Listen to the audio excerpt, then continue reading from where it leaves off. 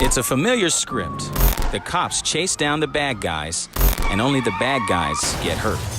Flip the channel to the real world, and police chases, thousands of them, are hurting hundreds of people in Indy, and many of them are innocent.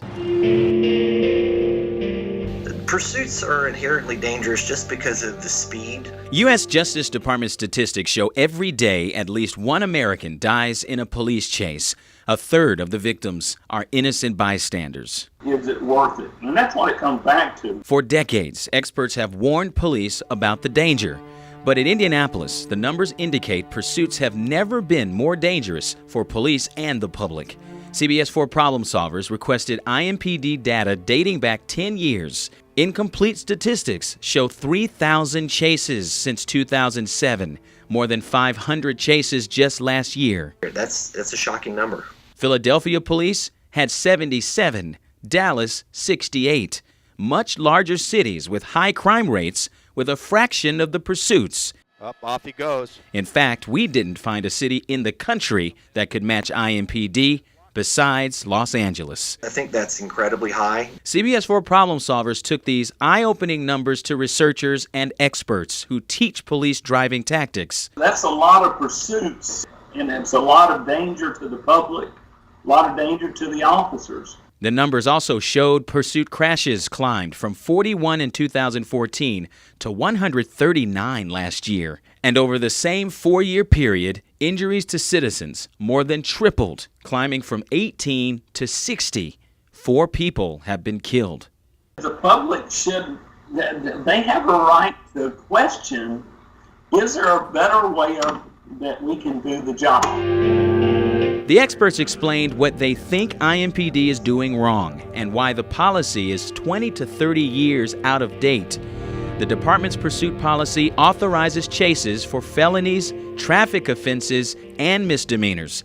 That means officers are going on potentially dangerous chases for minor traffic violations like speeding, a broken taillight, or a suspended license.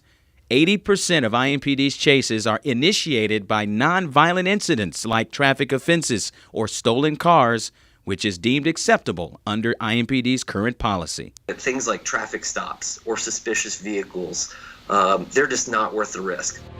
2 examples. A chase at high speed. Control, he's not going to stop. We're in vehicle pursuit. Going the wrong way. Still westbound, but he's in the eastbound lane. Ends with a car into a house. Crashed on Linden. Crashed on Linden. He just crashed.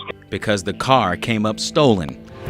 A car full of injured bystanders. Never seen that many cops come from different directions before. Smashed. It just happened, slammed into the wall. Over a driver the cops clocked speeding. We hit the concrete, the airbag actually hit this side of my face, and this side smashed into the driver's side window.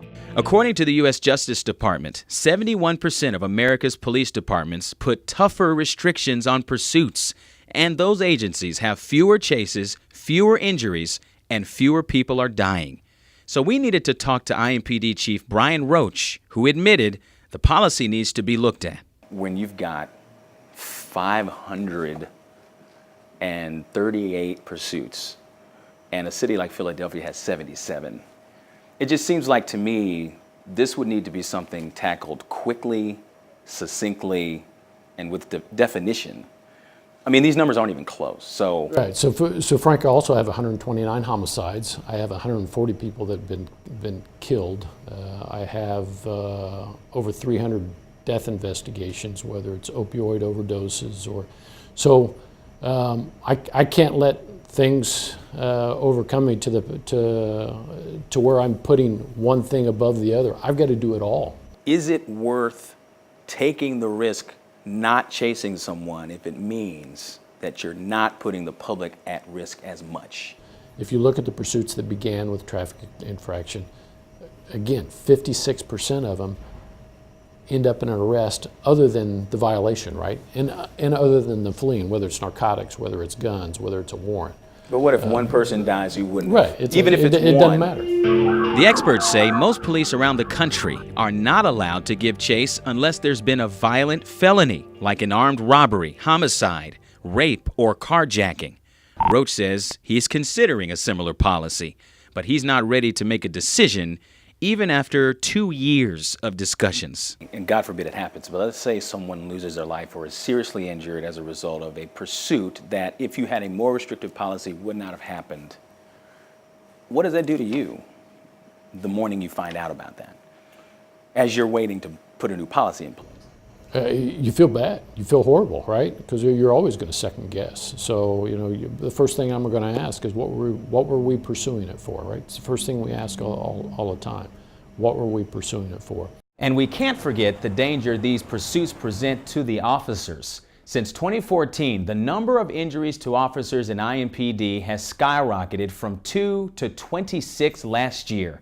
Chief Brian Roach tells me he hopes to make a decision about the pursuit policy by the end of this year, but it might take longer. And even then, he offered no guarantees the policy will change.